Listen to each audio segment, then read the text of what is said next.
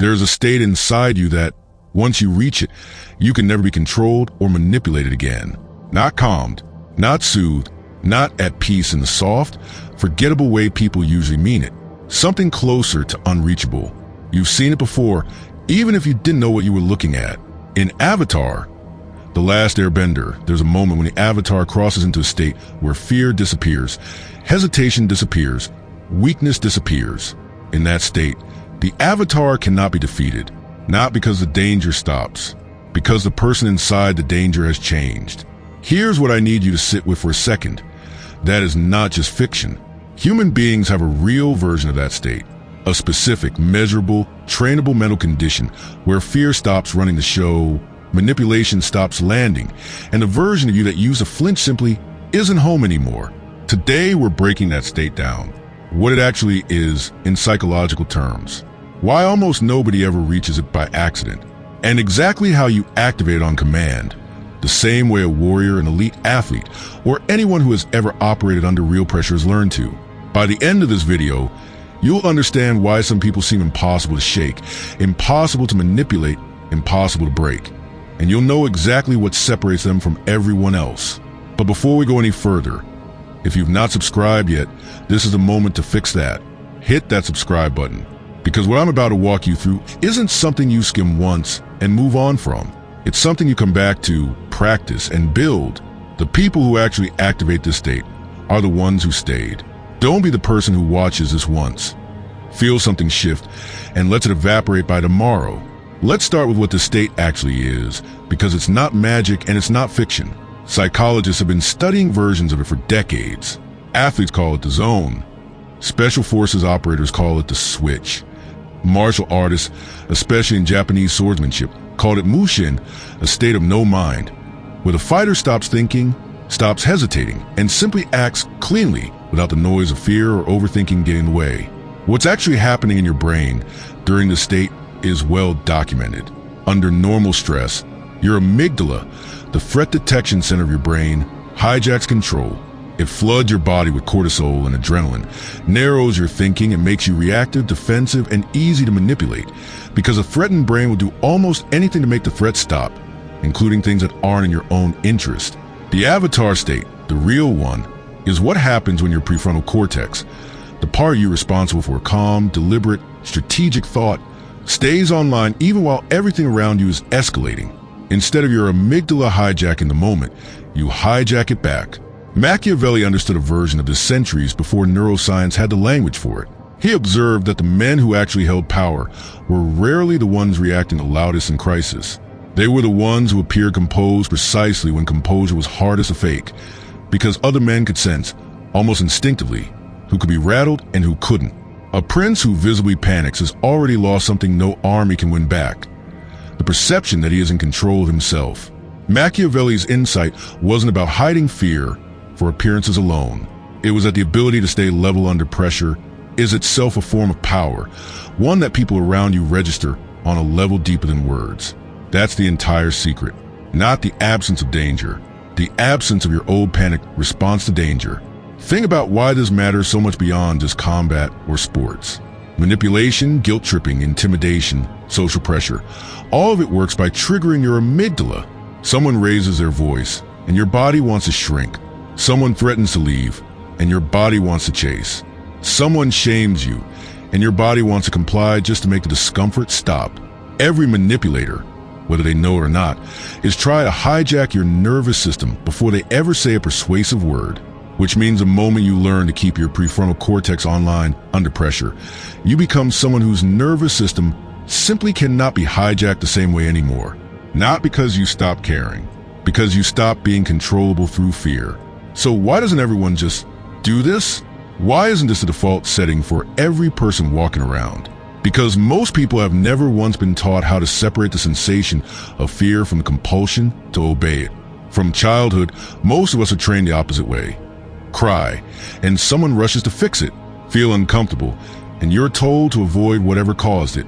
Feel afraid, and the lesson becomes get away from this, not stay and understand this.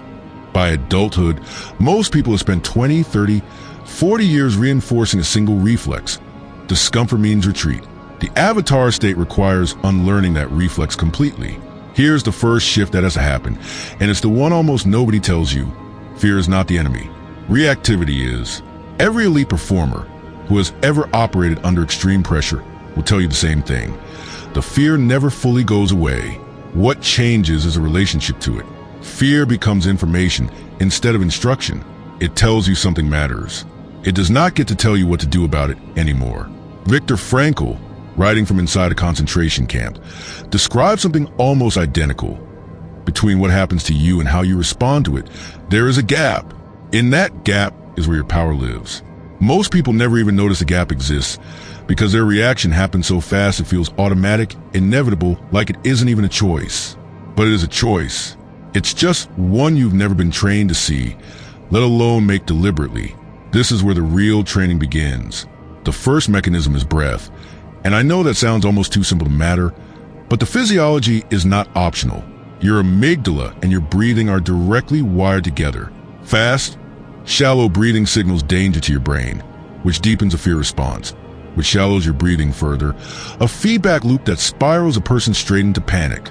Slow, deliberate, controlled breathing does the opposite. It directly signals to your nervous system that you are safe enough to think, which keeps your prefrontal cortex online precisely when you need it most. Every warrior tradition on Earth, independently, arrive at the same discovery. Control the breath, and you control the door between panic and clarity. The second mechanism is exposure, not reckless exposure. Deliberate, repeated exposure to manageable discomfort, specifically so your nervous system learns, through direct evidence, that discomfort is survivable.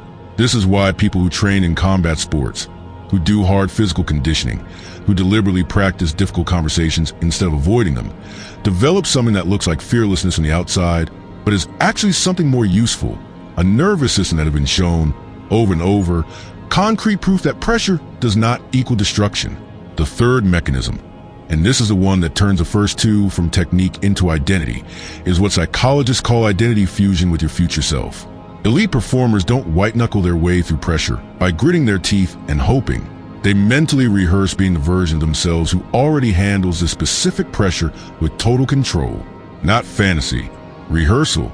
The brain does not fully distinguish between vividly imagined action and real action when it comes to building neural pathways, which means every time you mentally rehearse yourself staying calm, staying grounded, staying unshaken in a specific situation, you're laying down the actual neurological groundwork to do it for real. Here's a line worth remembering. You don't rise to the moment. You sink to the level of your training. Let's talk about what this actually looks like once it's activated. Because the picture most people have in their head, gritted teeth, clenched fists, aggressive dominance, is completely wrong. The avatar state is not loud. It's quiet. It's the person in the room who doesn't raise their voice because they don't need to. It's the ability to receive an insult, a threat, an attempt at manipulation, and simply not take the bait.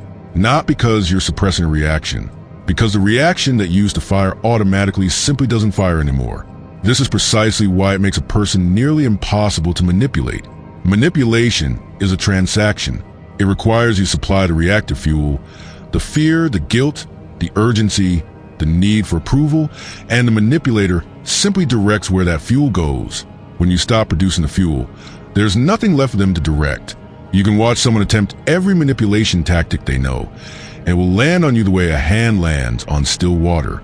Motion, then nothing. Machiavelli warned princes about exactly this dynamic, though he framed it in terms of fear and love rather than psychology. He noted that a ruler who is easily provoked, easily flattered, or easily frightened becomes an instrument other men learn to play. The moment your reactions become predictable, you stop being a person and start being a lever. The goal was never coldness for its own sake. It was refusing to hand anyone the lever in the first place. You can see this pattern everywhere once you know what to look for. Elite hostage negotiators are trained specifically to keep their nervous system regulated while the person across from them is flooded with adrenaline. Because a regulated nervous system in the room has a strange gravitational effect. It pulls the dysregulated one toward it, not the other way around. Special forces selection programs aren't primarily testing physical strength. They're testing whether a person's decision-making stays intact while their body is screaming at them to panic. The ones who pass aren't the ones who feel no fear. They're the ones whose fear stopped being able to drive the car. There's a deeper layer to this too, one that most people miss entirely. The version of you capable of entering the state isn't a mask you put on for dangerous moments and take off afterward. It has to become who you actually are, or it collapses the second real pressure arrives. This is why the training matters more than the theory. Knowing all of this intellectually will not activate anything. Your nervous system doesn't update from information. It updates from repetition, evidence, and rehearsal. So let's make this practical. If you actually want to build this state instead of just understanding it, here is where you start. First, practice the breath control deliberately, outside a crisis, so it's already wired in before you need it. Slow inhale, longer exhale, repeated daily, until it's automatic under mild stress. You are building the door before the storm arrives, not during it. Second, seek out small, manageable discomfort on purpose. A hard conversation you've been avoiding. A physical challenge that pushes you past your usual stopping point. Anything that gives your nervous system direct, lived evidence that discomfort is not danger. Third, rehearse the specific moment, not vague confidence. The specific conversation, the specific confrontation, the specific pressure you know is coming. See yourself handling it with total composure, in detail, repeatedly, until your brain stops treating it as a hypothetical and starts treating it as a memory of something you've already survived. And fourth, and this might be the most important one, stop reacting instantly to anything. Build the pause. The gap Frankl described doesn't appear on its own. You have to deliberately insert it over and over in small, low-stakes moments until it becomes your default instead of something you have to force. One more thing worth knowing before we close this out. You will fall out of this state. Everyone does. Pressure spikes. Exhaustion builds. An old wound gets touched at exactly the wrong moment, and the reactive fuel comes rushing back like it never left. This is not proof that the state was fake or that you failed. It's proof that you're human. The people who seem unshakable aren't people who never lose the state. They're people who've trained themselves to notice they've lost it and return to it faster than they used to. That return speed, not permanent invincibility, is the actual skill being built here. Every rep of noticing, breathing, and returning makes the next fall shorter and the next recovery faster, until eventually the falls barely register at all. You are not becoming a person who never breaks. You are becoming a person who breaks and reassembles faster than whatever is trying to break you. Here's the final truth, and it's the one that matters most. You were never actually powerless in these moments. You were only reacting fast enough that it felt like you had no choice. The gap was always there. You simply hadn't been trained to see it. Machiavelli never wrote about neuroscience, but he understood the outcome better than most modern advice ever will. The world does not hand power to the person who feels the least fear. It hands power to the person whose fear no longer decides what happens next. That gap, defended, trained, and rehearsed, is an entire avatar state, not a fictional power. A nervous system that has learned, through evidence, that it no longer needs to panic to survive. This is exactly what separates the people who actually build this from everyone else scrolling past videos like this one and forgetting them by tomorrow.